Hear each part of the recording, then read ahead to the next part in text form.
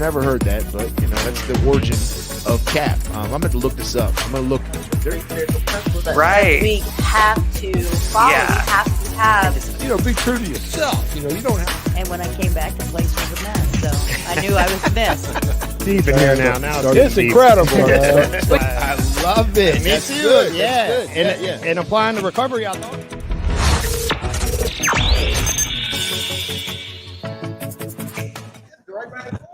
Yeah, September, right around the corner. That's short time to people in jail. How long you been locked up? Was September? You said you come to us in September? Yeah, 24. Yeah. This is just November. 10 months. All right. That'll go fast.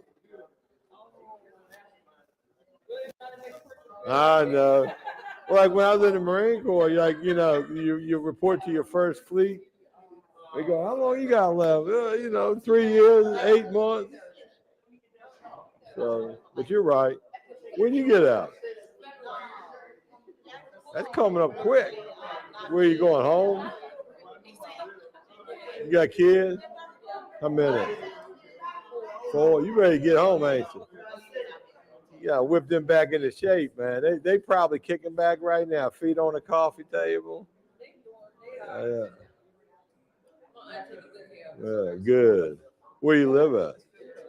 Goochland? Oh, you a country girl. What the hell you doing here? I mean, yeah. I guess you can get into trouble in the country.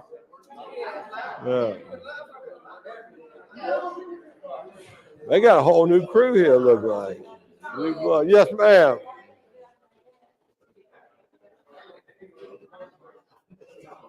It's a hot mic. We're live right now, so yeah, you might want to wait till after. We don't want to do True Confessions live. Are we up? Yeah. Although I imagine that'd be good content. All right, listen up. He's coming. He's probably pulling in the parking lot, but we tell the folks out there that we go live at 5:15, so we go live. Have you all applauded the newly re-elected sheriff? Give her a hand. I haven't seen you since your victory. Congratulations. I heard it was a squeaker. I got you. Yeah.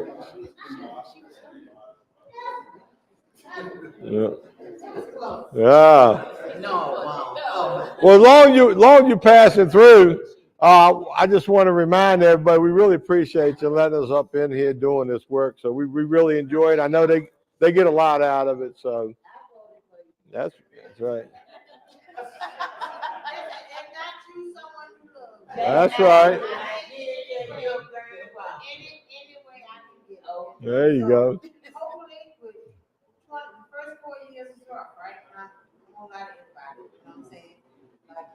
Anything that they can throw at us and feel like they threw at us.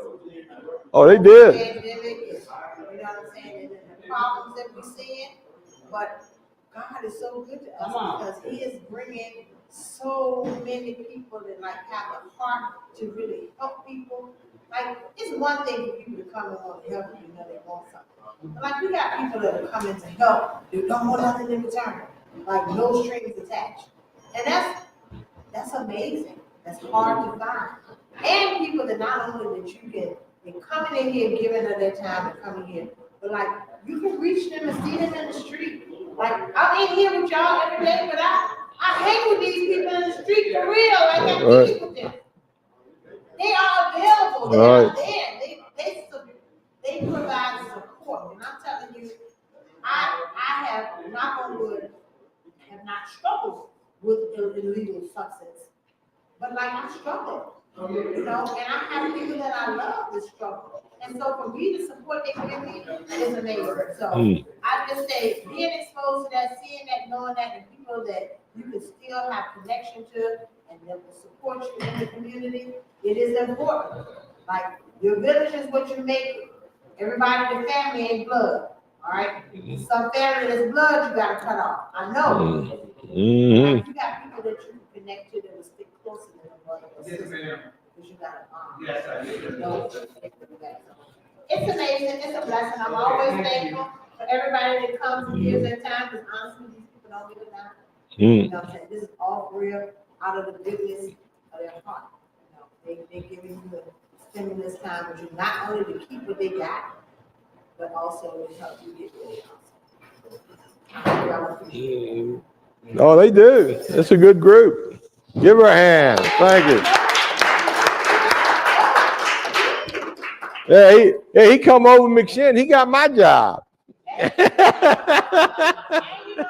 and honest thing to see, like he's here and he's smiling, like life is going good. Like this dude ain't dying at first. You know what I'm saying? For real. Honestly, it was hard to trust the process, but to see him stick through it, even though it was like questionable in the beginning, and like to really trust the process and stick through it to the end and see where he at, like that's a walk of blessing right there. Yes, it is. All right. Well, tonight, no.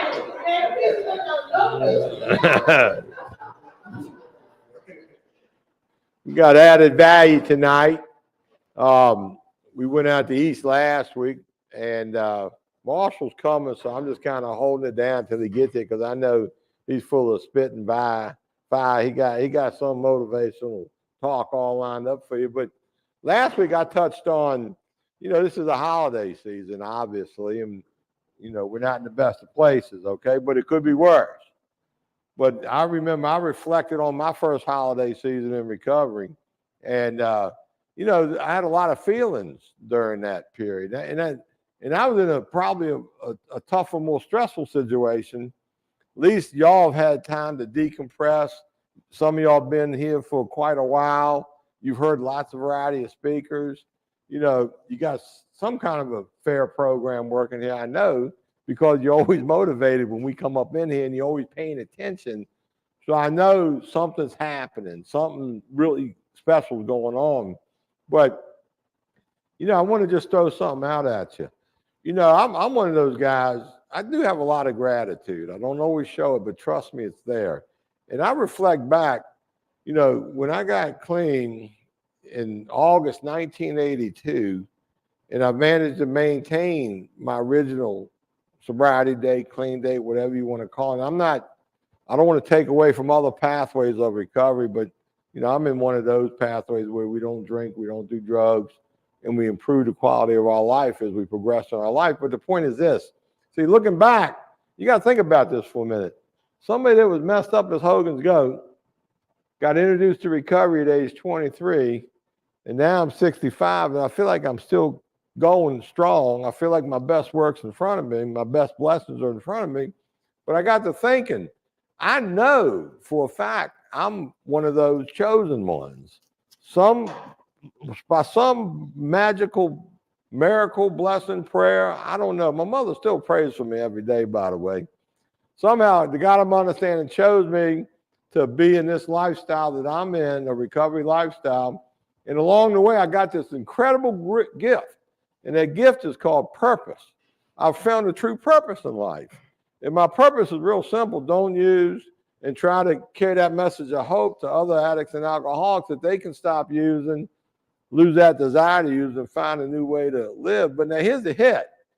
If somehow I got chosen in August 1982 to embark on this journey, this incredible journey, that means that when I share my message of hope with people, I'm sharing it with other people who are chosen also. So for whatever reason, y'all have been chosen to hear the messages that we brought up in here. And I'm not saying chosen by the sheriff or by the judge. There's something else out there that, think about it. Nationwide, thousands of jails all over the country, and there's only a handful of jails that allow recovering community to come up in here basically on a weekly basis to the jail, even though you got two different jails, we got to go to two different places. I mean, to me, that's something there, Okay? So you may not feel like you're chosen to hear what we bring up in here, but trust me when I say you are. I can't put my finger on it. I can't tell you what book to go to, what chapter. And I certainly can't, I'm not a healer by any means. I'm just a hope dealer, just a message man. And I bring that message, and I bring it consistently and regularly. So as we wait for Marshall, the great motivator, to appear, I want to give you all a couple things to think about tonight. When you go to bed, seriously, think about this. For you ladies, ask yourself tonight, before you close your eyes and go to sleep, what kind of woman do you want to be? And for you men, ask yourself tonight when you go to bed, go to sleep, what kind of man do you really want to be? And I'm part of a sponsorship family in the 12-step program I go to. And the one thing we always talk about when we gather up annually down in Florida is what kind of man you want to be. Now, for me, that's a difficult question. Because first of all, you got to understand my DNA, my background, the family I come from. We've turned out pretty good, but it wasn't always that way in the beginning. And then to be in active addiction for many years and live that life of an active addict, way back when, it was like, oh my God, my life is over. I'm never going to amount to anything. But working on my recovery all these years, looking back, I'm okay with the kind of man I turned out to be. I really am. Imperfect as I am, I know my mother's really happy I'm in recovery. My siblings are very happy I'm in recovery. I know y'all don't hate me, so you must like something about me being in recovery.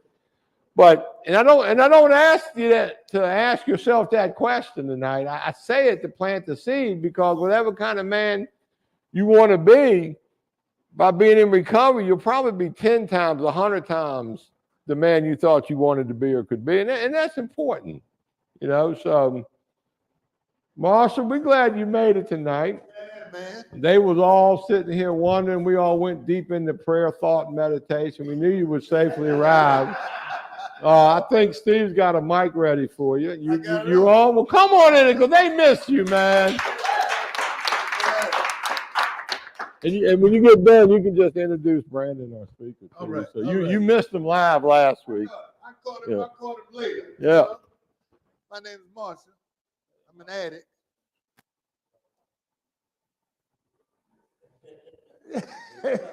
Hey, John, I recognize him. Yeah. So we're gonna keep it. We're gonna keep it on time. My topic for the night would have been motivation. You know what I mean? I'm just gonna cut it short. Just throw a couple of things out there about motivation. I'll start off with this.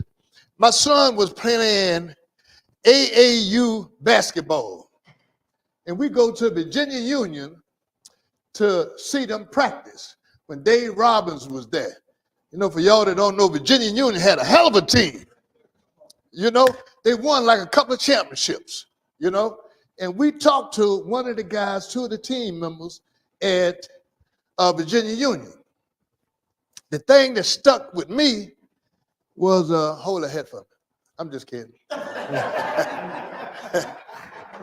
The thing that stuck with me was this guy said, my greatest challenge is motivating myself to play on days when I don't want to play. And I'm like, wow, damn, and that sits in all of us as human beings. Some days we wake up and we don't want to do nothing to help ourselves. We ain't motivated to do nothing to help ourselves. So that's why all of this stuff is in place, man. Max Shin, the 12 steps, and all of that, some other RCOs, is to help you get motivated. Michael Jordan, the baddest basketball player living, used to say, sometimes I find it's problematic for me trying to motivate myself. So what he used to do, he used to be motivated by things outside of himself.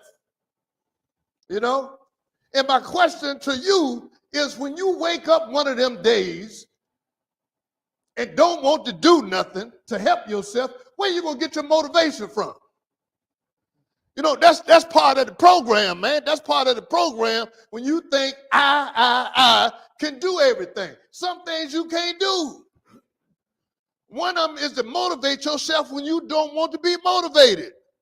You've heard me and John say several times, we can't make you do nothing. I can't make you do nothing. You know, you're going to do what you want to do.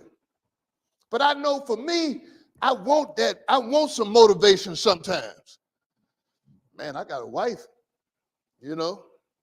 She leave me a to-do list. You know what I'm saying? Motivation. It's a motivation list. You know what I'm saying? And, you know, I just got to the point, man, where I embraced that. You know, I used to call it nagging. You know what I'm saying, Pam? Yeah, I used to call it nagging, but I don't today. You know, your girlfriend, your significant other, you know, my wife understands what this process is all about. She was smart enough to go to Al-Anon 100 years ago, just to get an better understanding of me, you know. And for me today, you know, I try to stay motivated, man. You know, I get my soul right in the morning, man.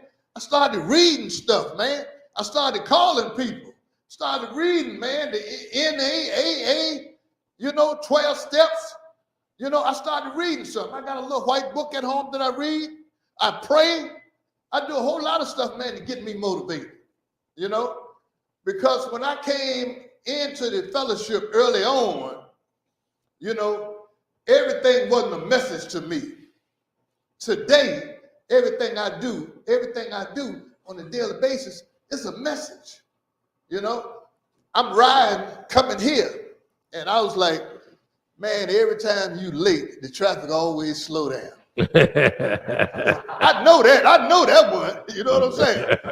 That's why I always try to be a half an hour early. I called Steve, and I said, Steve, is John there? He said, John just got here. I said, shit, I'm late. You know, but I try to be early, man. I try to be early. And this piece about motivation, as well as other pieces of the program, man, you know, this thing is simple, but we tend to complicate it. You know, we can go to a meeting and say, oh, I don't like that meeting. You know, we can hear somebody share, oh, I don't like the way he shared. You know, we can find things, man. We can find things, you know, that send us in the opposite direction, you know. But if you give yourself a chance, man, give yourself a chance, you know, you can get to where I am with hearing messages, you know. And the reason why you want to be motivated, man, the disease is undefeated. The disease is undefeated. You can't beat it. Like they say, it's like getting in the ring with Mike Tyson. You know you're going to get your ass whipped. You know what I'm saying? But anyway, I'm glad to be here. Where else would I want to be when it's like 19, 20 degrees outside? You know what I'm saying? Bringing some hope. You know what I mean? Bringing some hope, man. I want to be here, you know. And the reason I want to be here is because finishing what we have started. You know what I mean? Finishing what we have started. You know, I'll go into this next week. You know, one week I asked you, man, what is it that you really want to do? What is it that you really want to do? Next week, we're going to talk about, and why is it that you want to do that? Because that should be your focus. You know what I'm saying? I want to live a better life. First of all, I don't want to go to jail no more. I don't want to come to jail no more. I don't want to be a part of this. You know what I'm saying? And then I want to live a better life than I did 35 years ago. You know, that's my why. That's why I stay focused. That was one of the reasons why I ain't speed when I was coming out here. I want to get here, but I don't want to have no ticket in my back pocket. You know what I'm saying? But anyway, man, I heard Brandon. I had the go on YouTube or whatever, and I listened to this brother, and I was like, damn, he tight. You know what I'm saying? He tight. Why? Because he keep it 100. You know, he keep it 100. I heard him say, one of the things I got from him sharing the other week was that, man, this shit ain't gonna be easy when you come out. This shit ain't easy. You know? Why not? Because of the way we think, man. You know? Changing our way of thinking, man, ain't no easy task. You know what I'm saying? I told you, my wife, I used to call her nagging. There's motivation. You know what I'm saying? It's a big change. You know what I mean? But anyway, hey, Brandon, keep it 100 for us, man. Yeah, keep it 100 for us. You took my story. You took my junk. Oh, man. did I? It's all good, man. Nah, it's cool. All right. How y'all doing today? How y'all doing? You know what I'm saying? My name Brandon Smith. Obviously, I'm gonna keep it real with y'all. Like I said before, I ain't gonna come up here and talk to y'all about like y'all addictions and stuff, cause we all got addictions, you know what I'm saying? I ain't gonna talk to y'all about being locked up, cause we all locked up. Locked up 10 years, 5 years, a year, 6 months, it's all locked up. We all got a stamp account. We all, you know what I'm saying? What I do want to talk to y'all about today is, like he said, like, what's important to you? You know what I'm saying? Like, and I say what's important to you because, like, for a long time, like, if you listen to Rod Wave, I remember Rod Wave and Kevin Gates had that song when they first came out. He said, remember waking up with no destination. Like, I remember sitting on Buckingham. I remember sitting on Deep Meadow. I remember waking up literally not knowing what I was going to, like, what am I doing with my life? Like, why am I here? You know what I'm saying? Not even in the sense of, like, you know, do I want to be a doctor? Do I want to be a lawyer? But just like bro said, like about my purpose, like, you know, you grow up poor, you grow up broke, you start using, life ain't going the way you want it to go. You know what I'm saying? Then you get to a point where it's like, all right, cool. You know, we get to the point where it's like, all right, God, or higher power, whatever you believe in, Allah, whatever. Like, why am I here? Why did you bring me here just so I could go through the stuff I went through, or just so things could be bad? You know, you lose family members, you lose friends, you lose homeboys, homegirls, whatever you important to you. You know what I'm saying? And then you start asking yourself, like,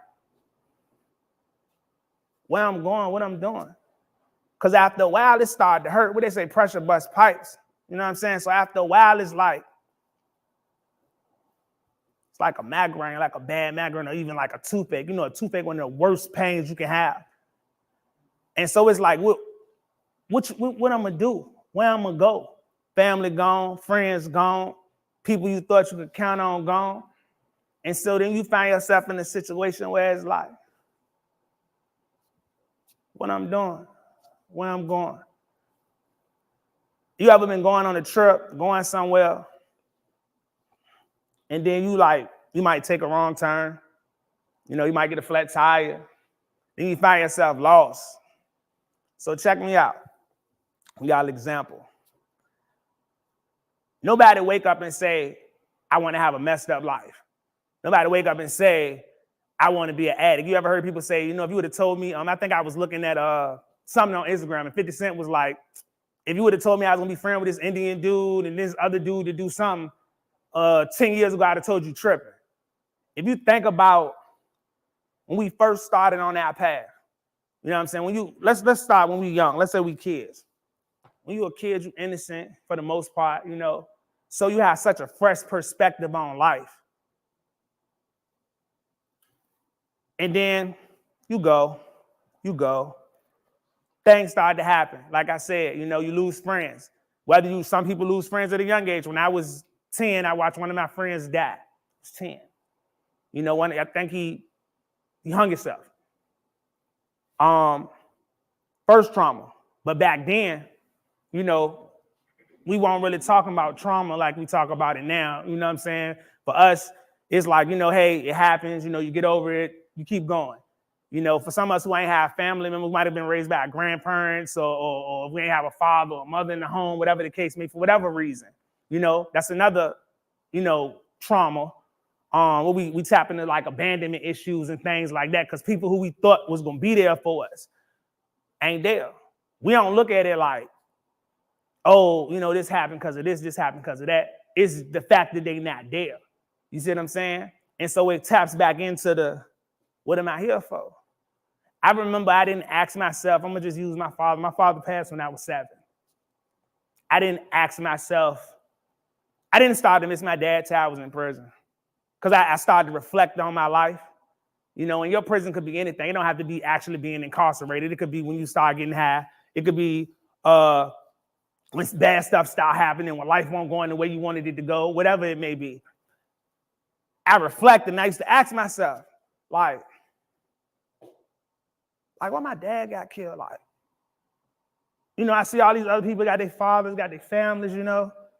I used to have, like my sister's dad, shout out to him, you know.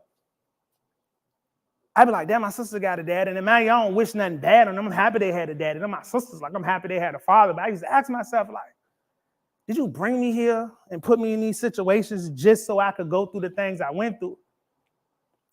What I started to understand is that everything I went through made me the person I am today. And so some people could say, like, oh, well, you know, God let me go through this because of this, or God let me go through this because of that.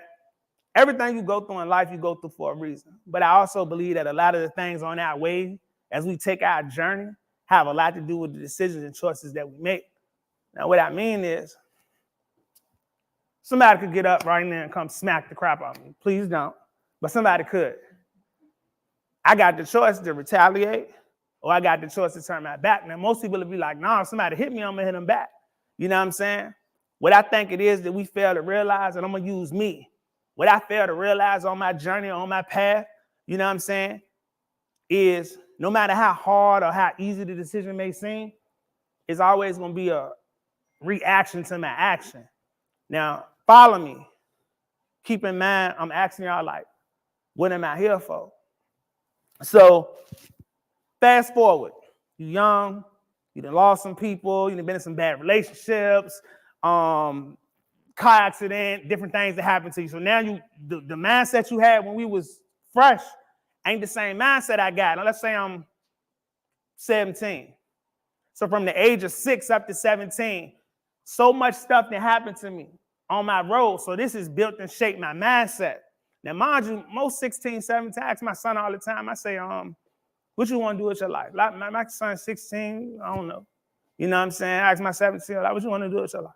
He'd be like, he got a better understanding a little bit than my 16-year-old do. You see what I'm saying? Now I might ask my 9-year-old and be like, what you want to do? He like, he don't have a clue. You see what I'm saying? You see how they in different places in their life? And a lot of times with us, we be in different phases of our recovery, different phases of our addiction, different phases of our life in general. And we be so, I know for me, I was so lost. Like I was so lost. I was over here. Then I was over here. Then I wanted to go do this and I wanted to do that. But inside, I was looking for something. I just ain't have a clue what I was looking for. I ain't know if I was looking for a love. I ain't know if I was looking for a relationship. Because remember, all these things that didn't happen to you, all these things that didn't happen to us since when we first started. Because at the beginning, like I said, nobody wakes up and say, hey, I want to have a messed up life. Nobody wakes up and I know I ain't wake up and say, hey, I want to go to jail. I ain't wake up and say, hey, oh, I want to go do this or go do that. A lot of times it be based on the choices and the decisions and stuff that we make. Now, mind you, I know for me on a personal level, the day that changed my life out, one of the best years of my life, I'm going to say was 2006. 2006 is kind of like a midpoint in my life because it was like, that's the year I went to prison. That's the year I got locked up. Excuse me. That's the year I got locked up. And I didn't touch the street again from 2006 to 2017. However, in the beginning of that year, that was one of the greatest years of my life. I had money, I had a lot of friends. I guess as we call it, I was that dude. I had a good run. That was a great run for me. Whatever I was into at that time was a great run. So take yourself back to whatever time in your life, different people, different things. Whatever time in your life when you had that good feeling, when you kind of felt like you knew where you was headed. At that point in my life, I kind of felt like I knew where I was headed.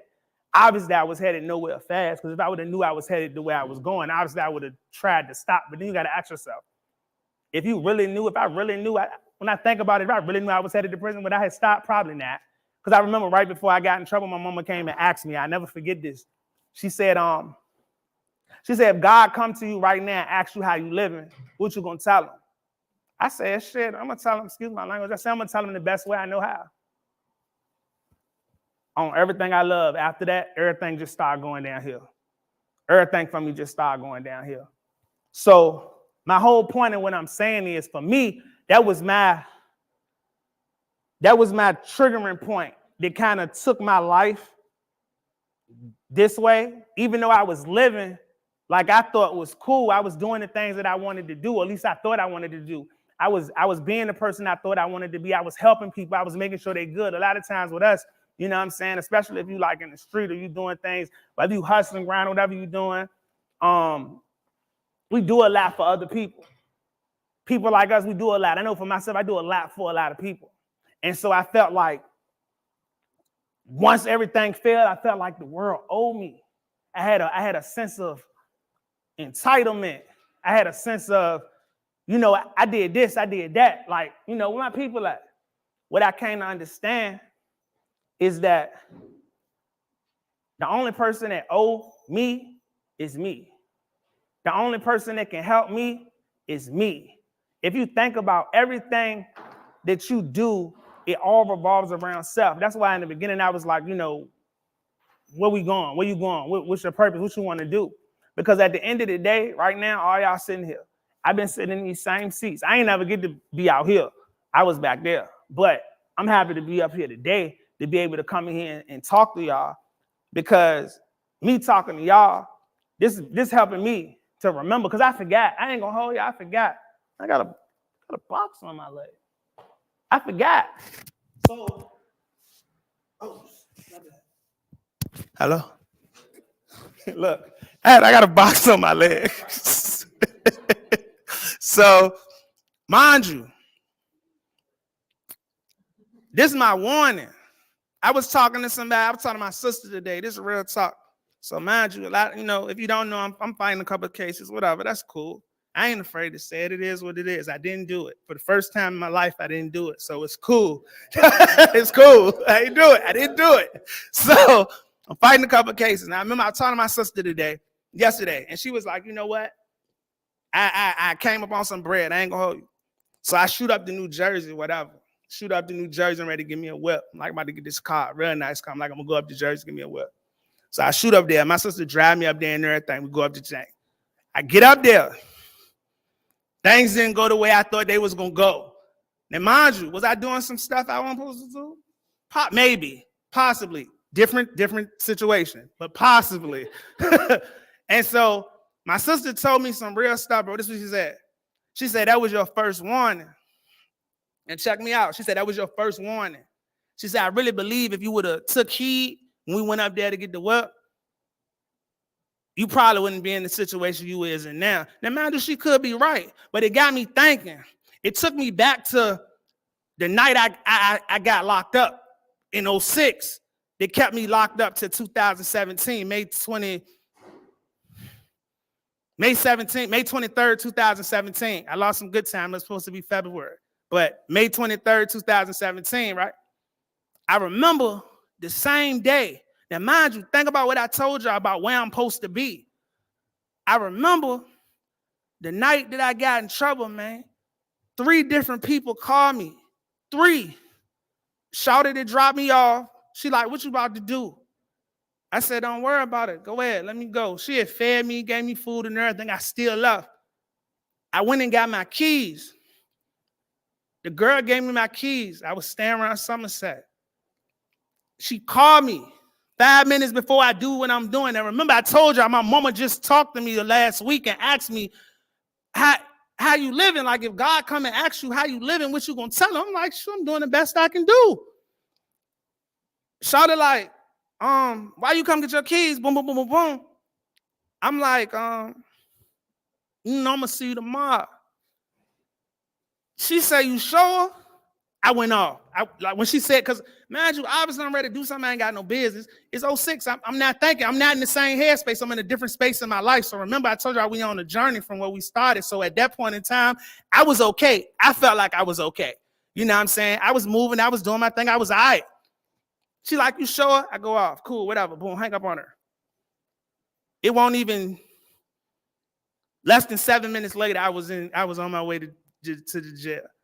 Now, mind you, yesterday, my sister asked me, say, I feel like if you would have did what you did. I'm thinking about it as I'm coming up here, and I'm thinking about everything that's going on. I'm thinking about the situation.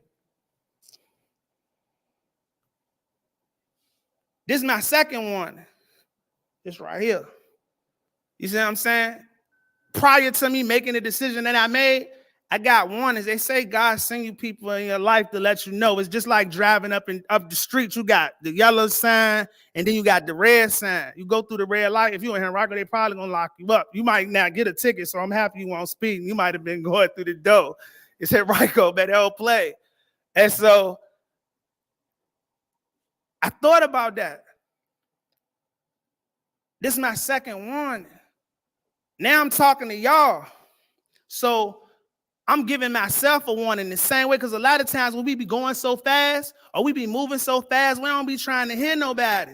But God knows it's certain people in your life that you'll listen to, whether it's a grandma, whether it's a mama, whether it's a girlfriend, a brother. It's somebody that got your ear. Very seldom that you ain't listening to nobody. They might not have your whole ear, but it's something or somebody that'll slow you down long enough to make you like, all right, cool. You might keep going, but all of those were times that somebody tried to warn me. That was my yellow light. So I'm going to just say right now where I'm at in my life, I'm at my yellow light. I'm at my, look, slow down. Come on, sister, like, man, you know, that should have been your sign to slow down, but I kept going. Got the box. I'm thankful I got the box because it could have been worse than a box. I might not be sitting up here talking to y'all. You see what I'm saying? And mind you, even though I didn't do what they saying I did, mind you, follow me. Going back to the decisions and the choices that we make on our journey or on our path, indirectly or directly played a part in us being where we at, whether we in a good spot, an okay spot, or a better spot. My whole point of what I'm saying is, if you think about where you want to be, if you think about what you want to do, that'll give you a sense of direction or where you need to start. I had to look back at where I failed before, going back to 06. All this started to come back to me like a deja vu. Like, I've been here before, just not at this time. But I've been in this position before. I've been in this place before. So I'm a firm believer that life will take you through the same thing until you either make the right decision or you die. That's my belief. It's crazy because, not to put you on Front Street, I remember when she was at New Kent, and I know I probably used to get on her nerves all the time. And so, but I was young. I mean, I ain't old now, but I'm just saying I was younger. And so, like, the person that I am now ain't the same person I was then. However, a lot of the habits I had, a lot of the way I thought about stuff, a lot of that stuff still the same. When I came home, I still spent money like I was a drug dealer. I used to blow money. I go to work, I'm trying to buy stuff. I'm not thinking like, oh, dang, I ain't selling drugs no more, so I can't just go get it back. A lot of my habits and stuff still stay the same. And so what I'm telling y'all is like, we getting older. We keep doing the same thing over and over again. What they say insanity is doing the same thing, expecting different results. I'm still doing different stuff, but some stuff I'm still stumbling through. And see, I'm sharing with y'all Because just like y'all coming here to hear what I got to say, I'm listening to myself and I'm looking at y'all my red light. Know what I'm saying? Y'all my, oh, it's too late. Oh, you messed up. Now I can't fix it, but let's keep it real. Them doors ain't always revolving because sometimes you go out and you don't make it back in. So for everybody that's sitting in here right now, that's a blessing because y'all could be dead. Shoot, for me having this box on my leg, I could be locked up. I could be dead. You see what I'm saying? I'm only what? One speeding ticket. Know what I'm saying? One ride through Chesterfield. I hate Chesterfield, by the way. I don't never want to go out there. One ride through Chesterfield. I could be right where y'all at. And so what I want to tell y'all is, it don't matter where you at. It don't matter where you at. It don't matter what you did. Your present state don't determine your destination. Because y'all could walk out here tomorrow and be millionaires the next day. However, opportunity and talent can take you where character can't keep you. So if your mind ain't right, if your way of thinking ain't right, you can move. I hear people say all the time, oh, I'm ready to go to Atlanta. I'm ready to move. But I tell my homeboys, like, bro, if you think the same, if you think broke, you just gonna be broke in Atlanta. If you think criminal, you just gonna do criminal stuff in Atlanta, because one thing about it, the same way I was locked up or I was on the street, and y'all know the street people know the street people, the people getting money know the people getting money, the people doing other stuff know the people doing other stuff. It's the same thing when you locked up. The locked up people know who's doing what and who's doing that. That is what it is. You attract what you are. You attract what you are. So you ain't here right now. Like Bruh said, he used to look at his wife as, he used to be nagging. Nag's motivation. When I do spend my little days and stuff in here, instead of me coming in this joint like, oh, boom, I'm gonna come here, I'm gonna my little swoles, I'm gonna chill. It's reflection time for me. It's reflection time for y'all. Because think about it. I don't know if this your first time. If you get it the first time, you blessed. If this your first time being in here and you can get it, you don't never got to come in here again. But for all the people who have been here and got out and been here and got out, I've been one of them. Know what I'm saying? Whether you was doing jails, in prison, or you just went to prison, same, locked up. And so at the end of the day, what I didn't have along my road, along my path, is I ain't had no breadcrumbs, because a lot of us came in this jump and we ain't had nobody to come up. It took me going, staying, coming out to be able to come up here and talk to myself 20 years ago. I remember sitting, listening to somebody, going, doing my time, coming out, trying to get in, finally being able to come in just so I could talk to myself again to keep me from going back in. That's how crazy it is. So me standing up here, talking to y'all about purpose, talking to y'all about position, talking about where y'all at and what y'all want to do. For some of us, bro, this might be our last chance. This is where the realness come in at. It ain't no guarantee that y'all gonna leave out here and be able to come back.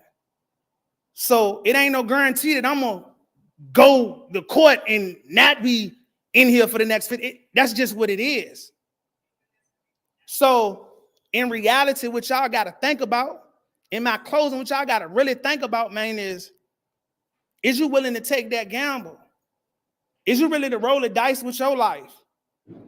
Each and every one, is you willing? Because I'm not, bro. I can't do it. I love my kid. Listen, I love my kids more than anything, more than any woman, more than any family. I love them. That's not my kids. Man, I love my kids. They ain't did nothing. They ain't asked to come here. I love my kids. Like, I don't care what's going on. I ain't gonna hold y'all. That's the only reason why I can honestly say I ain't do it with what they saying I did. That's the only reason that people know me and believe that I didn't do what they saying I did. Because the old me, oh yeah, I would have did it. If it was just me, oh yeah, I would have did it. I did it.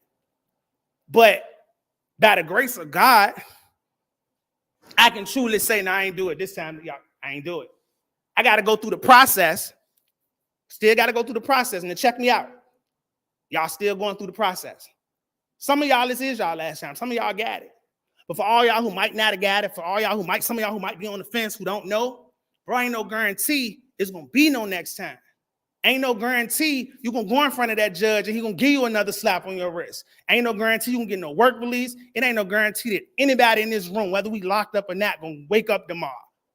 So if you got an opportunity right now, where you at, no matter what you did, no matter what it looked like, no matter what you think it is, if you got an opportunity right now to make a decision about your life, you got two choices. You either want to live or you want to die. And whatever you feed, that's what's coming. If you continue to feed the negative stuff, and it's just real, if we continue to feed, this go for me too.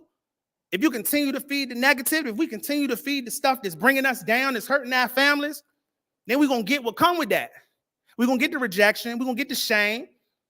But the crazy part is we ain't doing nothing but hurting ourselves, because if we hurt the people we love, what we do? We go back to the street. We go back to the drugs. We go back to the criminal act, whatever brought us where we at. Or we can pour into ourselves. Like my man said, gotta motivate yourself. At the end of the day, I wake up every day, and sometimes I do feel like quitting. Sometimes I do feel like being like freaky. I might go around the way, see my homeboys, they get money. I be like, man, I'm ready. I ain't gonna sit here and lie to y'all. It's a daily struggle, sometimes hour for hour, second for second, minute for minute. But it's up to you to choose what you want to do. I don't want to die. Not like that. I want to live, bro. Y'all got something to live for. I don't care where y'all at in y'all life. I don't care what's going on, man. Y'all got something to live for. God woke y'all up this morning. Whoever you believe woke you up. God woke me up this morning. So every day you get up, it don't matter if you out there or you in here. I'm going to be honest with y'all. Y'all doing a lot better than some of the people that's out there. Because some of them ain't even hit the wall yet. They still going. They don't even know they headed nowhere fast. Some of them ain't going to make it. Some of them going to hit the wall, and that's going to be it. Y'all hit the wall, man. Y'all actually woke up. Y'all in this jank. Y'all clean. Y'all sober. Y'all get a chance to go out there every day and do it right. So what I say to y'all, man, is remember, it ain't how many times you fall. It's how many times you get up. Know what I'm saying? I fail. I still stumble and fall. But one thing they ain't gonna never say about me, man, I'm gonna keep getting up and I'm gonna keep fighting. Because can't nobody fight for y'all like y'all gonna fight for yourself. When you're in a coma, they be talking to y'all. They be talking to y'all and they be telling y'all. They say you can heal somebody when you're in a coma. Get up. We love you. Keep going. Come home. Come back to us. Right now, y'all look at it like that, man. Y'all in a coma. Y'all in a comatose state. Because if you in your addiction, you ain't yourself, man. If you doing stuff that you really don't want to do, that ain't who you is. Don't no father that's out in the street selling drugs, want to sell drugs, want to take care of my family. Let's get to the core of it. You know what I'm saying? Ain't nobody that's getting high. I don't want to be like this. I don't like hurting my family. This thing just got a hold of me. So I'm fighting with this addiction, trying to get over here. In the midst of me fighting with my addiction, I might stumble and fall and I hurt somebody that I care about. So then it take me back. So then I'm like, freaky. Maybe I should just keep getting high. Maybe I should just keep doing stuff I ain't supposed to do. Look, man, I know some of y'all I don't know, but I love each and every one of y'all. My name Brandon Smith. That's all I got to say.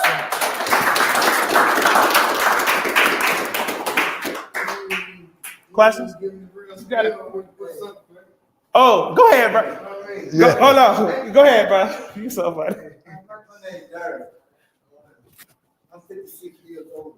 Damn. I'm 56. And I just want to say, man, at first, I was hearing you at first.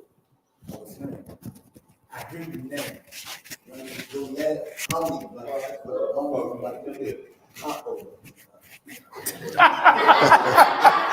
like I said, I heard you at first. You know, I was hearing you, but now I hear you. I said the last 20 minutes you just gave, that was real. Because I'm an addict, you know what I mean? I'm a heroin user. And I've been getting locked up my whole life at the age 18, back and forth in these doors, you know what I mean? But the main thing you touched me when you said we got choices. We got choices. The thing I can say to you, bro, Miss Dismute, I cried to her. Me, when I first met her, I cried to her, told her I needed help. I needed help bad. This was my last choice. This was my last choice right here. Ain't no two things can happen to me, man. One of them is, I'm not coming back to this no motherfucking more. Excuse my language. Amen. Not coming back to this. Only other thing can happen, I'm gonna die to that disease. That's not gonna happen. I'm in the fourth quarter. Only thing that matters to me, win. Yeah. You know what I mean? Yeah. I made it up in my mind, in my heart, in my soul. I'm gonna win. That's what's up. I'm gonna win in the name of Jesus, bro. And I'm for real about that. I'm for real. I know God make things happen for a reason, not a season, for a reason. All you gotta do is call on his name. Amen. And see, I've been a backstabber. I've been a worthless sinner. I've been trying to do things my way. But know what? It don't go my way. So God knocked you out the way. You heard me? I love machine. I love machine. I love MRT. I love ride. I've been crying to try to get out this. You know what I'm saying? But know what? God sit your ass down. He sits you down. You think you ready? You ain't ready. God will let you know you ain't ready. I graduated MRT. I bribed him this muting up. Nah, he was right there. My brother right there. It's good to see you, bro. It's good to see you, bro. This brother was with me. I cried and said, man, I'm ready to go. I'm ready to go. But know what? The man said it told me, no, be grateful. Sit down. You know what I mean? Boom. I said, I'm ready to go to order. But it wasn't my time. So God sent me back there to ride. Graduate rise. I graduated that third phase. Now I'm here. I'm here right now, bro. So I already know when I go on that door, I know already God got me, bro. And I'm ready to deliver my message. I love you, bro. Keep being strong, bro. You just gave me hope, bro. Brought the fire, man. That's what we do here. Bring fire. Oh, he just ain't gonna say that. Bruh, look, listen. All right. I'm running for mayor originally. 2024. Dead serious, man. I'm running for mayor. My name's Brandon Smith. Yeah. I'm running for mayor this year. Y'all the first people to hear it. I love y'all. Y'all my peoples, man. I became a man in prison. I ain't gonna hold you. I'm running for mayor, man. I ain't even made my formal announcement to the world yet. People who know me know, but for the people who watching on YouTube, they know. But I'm running for mayor, man. Like, I'm running for mayor originally. So look for me. What I will tell y'all, man, in brief, is I'm fighting for y'all, man, because y'all me. You know what I'm saying? The young lady to talk about anybody who can't get a job, man. Like, I'm in a situation right now where I feel like God put me in a position so I can fight. I'm working to create opportunities so that when people come out, I can give people jobs, the businesses and the companies that I acquired. I don't care what you did. 90 days, you can get a job. You know what I'm saying? These are the things that I'm pushing for. I'm pushing for if your charge don't equate to what you did, because I went out when I got out of prison and a lot of things, I tried to get housing and I tried to get jobs and they wouldn't hire me because of something I did 15 years ago, 20 years ago. And I felt like at the end of the day, if you ain't never stole nothing and you want to go work at a bank and you got your credentials to work at a bank, you should be able to go work at a bank. You know, if you ain't never did nothing to no kids or molested nobody, and you want to go work around people, you should be able to work around people. If you killed somebody 20 years ago, but you served your time and you came home and you did everything you're supposed to do, you should have that opportunity. And so I'm working on something to where if the charge don't apply to the job you're applying for, man, it won't show up. Now, mind you, I can't promise y'all that it's gonna happen, but I'm gonna fight. Just like 50 Cent say, get rich or die trying. I'm gonna fight for y'all. I'm gonna fight for us, because at the end of the day, I'm y'all. I'm just on this side. I'm in phase. I'm in a home run right now, my brother. So you on your way. You know what I'm saying? And so know that y'all ain't by yourself. Know that y'all got somebody that's out there. And it ain't just me, like you said, man. It's people out there. Like the lady said, there's people out there. And what I learned, my biggest lesson is just because they wear that uniform, all of them ain't bad. And just because we wear this blue, all us ain't on our side. You know what I'm saying? Because there's some people that wear that uniform and they ain't touch the prison and they go harder for you than that sitting right beside you. And that's real talk. You know what I'm saying? And so at the end of the day, if you live for anybody, man, make sure you live for you, because you can't help nobody till you help yourself. You know what I mean? That's what I'm talking about. Marshall, what you got, buddy? Yeah, I told y'all before he came up here that he was gonna be 100. He was gonna be real with it, you know. And I got that from hearing the message the other day. You know, for me, he touched bases, man, with every step of recovery. You know, at the beginning, the middle, you know what I mean, and on, you know, because what people don't realize and what he talked about, what I got from it, I may be a better listener, you know what I mean? But there are in our lives, you know what I'm saying? I mean, being clean for 30 days or being clean for 30 years. If you haven't addressed the fact that you don't know how to handle money, you're going to be 30 years clean and you're going to be broke. I know some people in recovery right now, you know? So you know, he touched bases on that. So that's what we had to do. I mean, ain't no bullshit. There's some things about us that we got to address. You know? The sooner we address it, the better. We need an update on what it's like to be out. Yeah. Oh, it's good. It's good to be things working in my favor right now. Like, I'm in the position right now to be on the staff at McShan. That happened within the first week that I was home. Yeah. I'm telling you, you got my job, man. I just got 2-year clean mark last Saturday. But 3 years? 2 years. 2 years last week? Yeah, there you go. Oh, the veterans meeting? Yeah, there you go. That's my home group. I ain't got no sponsor yet, but I'm still working on that. And but within the first week, I was at his kitchen table, eating lunch with him. Hey, ate my lunch too. Got my job and ate my lunch. He tried to take my dog home with him. Like, when you doing right, you know what I mean, you trusting the process, good things gonna happen to you. You know what I mean?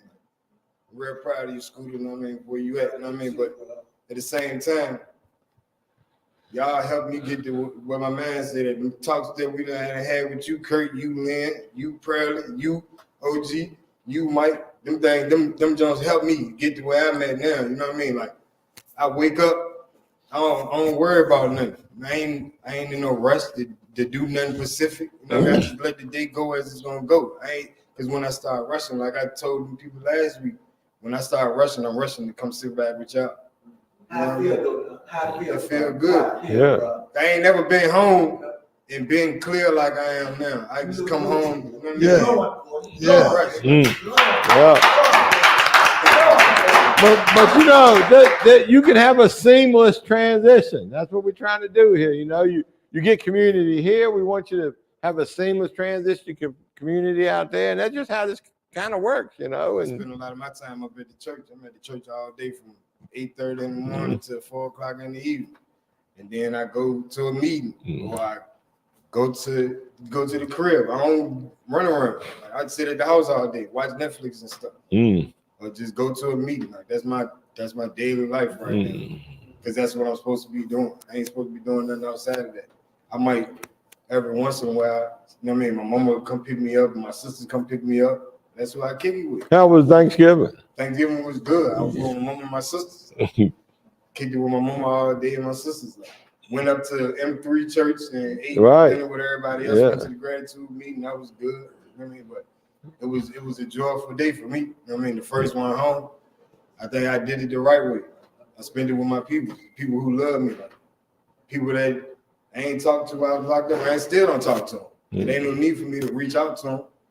And one thing about it, man, it was a proven fact to me yesterday morning, man, you gonna get tested.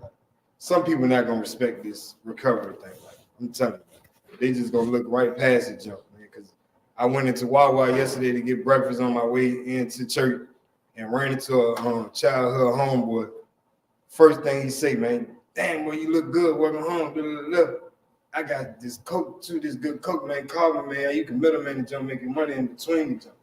And I'm like, You just know you was just in the jail when you know where I just came from. You know what I mean?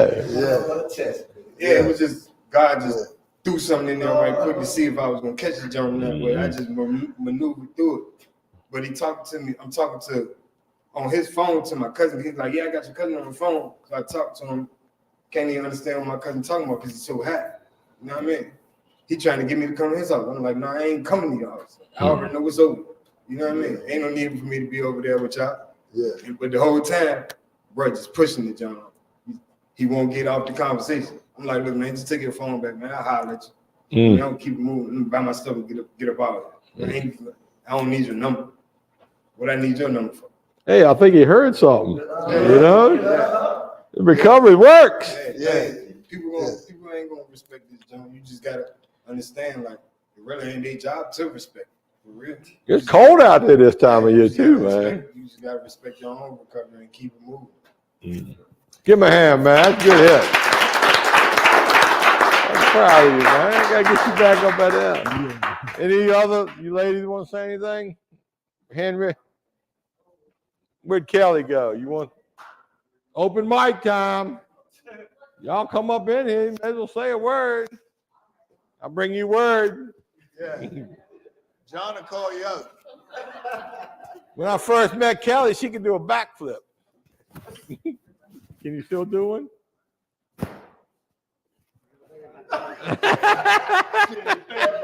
Don't do it here.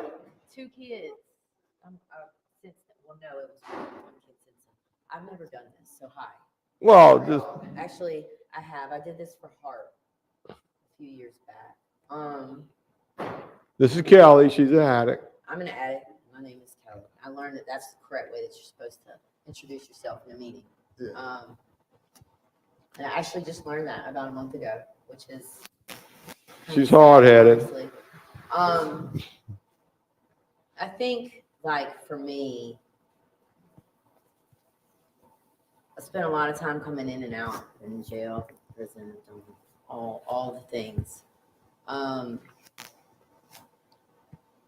think one of the biggest things that I've learned just this year is how self-sufficient I am. But the high power that has been helping me and fueling me for these past almost 33 years has carried me well all along the way too.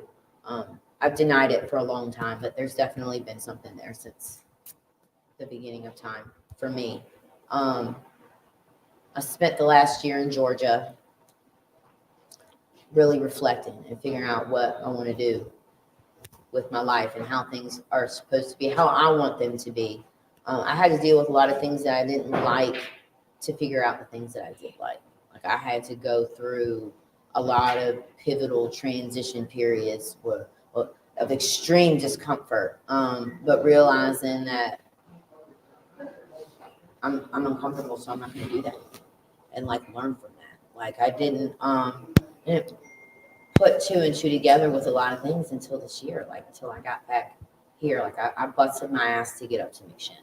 I've been coming to McShin since 2015, in and out. I've always come back to McShin, all the other surrounding places, but I did what I had enough sense to know that I needed to get back to McShin. I needed to do what the fuck I needed to do to get back up to McShin from Statesboro, Georgia. Don't go there. Kidding. And I got here. I spent the night in the smoke shack, so I could be there the next morning to talk to Jesse and Joyce. That's how serious I was.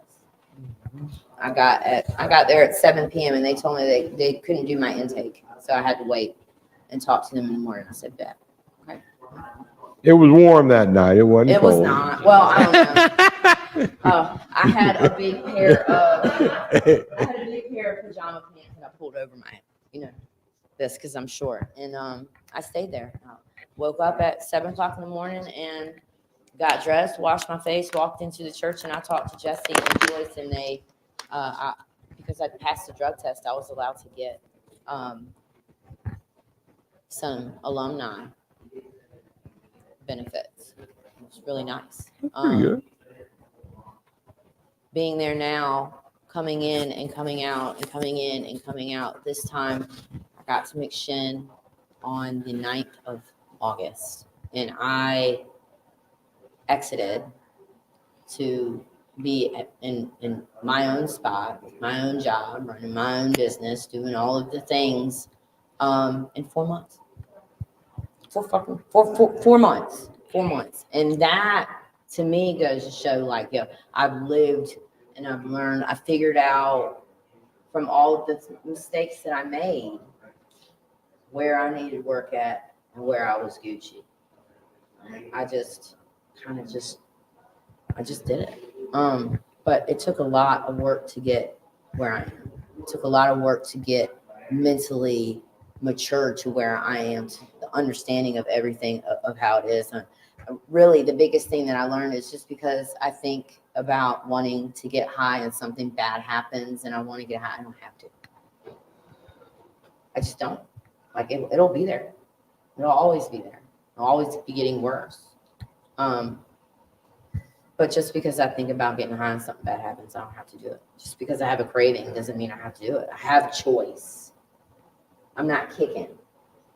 I'm not going to sit here and put myself into another situation to where I'm going to have to kick again. I don't want to be sick. I don't have to do that. I really don't. And it literally took me this year to realize, wow, just because I want to get high doesn't mean I have to. I really don't. I really, really don't. And it's just that simple. I really don't. And if I really do feel like I want to, then I'll say I'll do it tomorrow. But I just get busy with women ADD and just keep it moving. Really.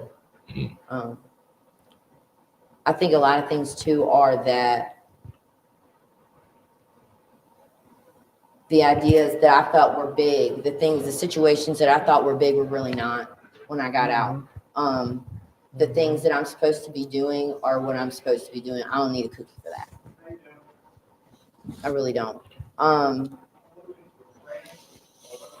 That's good. Give her a hand, man. Good job. You did good. Well, we bumping up into. You want to say anything? Come on. They want to know who y'all are. So we bring the peanut gallery to y'all. All right. Hey, y'all. My name is Brooke. Hey, Brooke. Hey, I've never did this before. Thanks, babe. I believe in you too. All right. So I'm a good old dope fiend, whole addict thing. That's me, right? So I just got out of jail October 5th from doing a 2-year bid on transporting, possession, all that good stuff, right? And coming to McShane, I never really believed in like the whole rehab things. Like I expected everybody to be in like a white shirt, khaki pants with the whole badge, right? And then you go in and it's like just a whole recovery community, right? So now like the people that I thought was my friends, that was like serving me that fentanyl that I was using, right? But they cared about me so much, they're not there anymore. So like, I really want to like, just say like, you got to change your people, places and things, or it's just not going to work. It's not. Like, I never believed in that. I started drugs whenever I was like 14 and would hang around the same people thinking that I could get clean off that. It just doesn't work. Like, there's no way to make it work. You got to change your people, places and things. Like, I'm from Harrisonburg, Virginia. So I ain't never really been in Richmond. And then I came here and it's like, I'm trying it other people's way because my way don't work. My way is to get high and numb that feeling. I don't like to feel pain. I don't like to feel numbness. I lost my dad whenever I was 17 to cancer. And from there, my life just went downhill, right? So that was like my go-to person. So then whenever he passed away, I thought like the people that were like giving me the drugs, they got a real good talk to them, right? Like they make you really think that they rock with you, like that they're your friends, but they're not. The minute you go to jail, that money on your books, it ain't coming. Right? You're gonna get in debt. They're gonna be living their life, doing what they want to do, while you're sitting in the pen, sitting in the hole, wherever you're at, doing your time. And mine was max, but they don't come around. And then whenever you get out, they want to be buddy again, right? Because you done got some weight on you, you're looking good, all that good stuff, and they'll butter you up real fast. Like there's tests all the time, like what Renardo was sharing. I don't know where he went, but like that addiction is waiting for you right in the parking lot. It ain't leaving. Like it's a lifelong thing that you're gonna battle for the rest of your life. You gotta be willing to take that on. You know what I'm saying? So just Well, the battle's really just a day at a time, don't you? Let's yeah, bring you it gotta into stay in the a minute day. at a time, stay a day at a Right. time. I try to do that, but sometimes I'm a week ahead. I try to stay in the moment. But yeah, just realize like them drugs don't love you, man. Your support system does. Like, really, y'all are all worth it. For real. Y'all can do it. If I can do it, I know damn well everybody in this seat can do it. All right. And that's all. All right, that's good. Good job. Hey, I like what the message from a couple of different people, man, is about the process. You know, the process of recovery, the process of changing your way of thinking. This is why they were telling you that you weren't ready. You can't change that shit in 30 days. It's hard. It's difficult. You know what I'm saying? I mean, I don't know. But he listened to the people that were telling him, and that's a hit right there. You were the paying hit. attention. That's You the listened hit. to what they were saying. You know, you started the building a foundation. You know what I'm saying? One brick at a time. One brick at a time. You know, to change this. That's the most difficult part about getting clean and staying clean. Change your way of thinking. Remember when we was down east? Yeah. That young lady you brought down there? What her Yeah. name is? Ron, Sister Ron? Yes, Sister Ron. Yeah. Oh. I ain't gonna never forget her. Hey, she's a messenger, a real messenger. Yeah. See, a lot of things about us, and Brandon touched on it, we so cavalier about it. You know what I mean? We so blasé about it. You know, oh shit, I can change my way of thinking. You know? And that shit, man, is difficult, man. You know what I'm saying? That's why we come in here and give y'all some hope, give y'all a hope shot. You know what I'm saying? They was like, damn, man, I'm having a bad morning. What I do? And you wake up and the urge will hit you. They said go to meetings. Let me go to one of these meetings and tell them what's going on. And then you started getting feedback, you started getting support, you started getting everything, you know what I mean? And you put that shit, man, in your, what you call that, John? Yeah, you put that shit in your toolbox, Well, it becomes becomes a tool. yeah. But pick up on this. See how we're running together? We got our own gang, our recovery gang. Yeah. You can run with the recovering people, you can run with the other people, man. And you know what? I don't think we're hurting. Do we look like we're hurting? No, I mean, we're living a dream, baby. I mean, safety in numbers, real simple stuff, man. But we're out of time, so Yeah. we'll see y'all in 2 weeks, and that'll be the last time Thank you, before Pam. Christmas. So Yeah. we got to think of something we can bring in I'm 2 gonna get you a weeks. with Christmas us. present. Don't tell nobody. No, we just take the money and pitch in and get them something, man. Okay. Yeah. Yeah.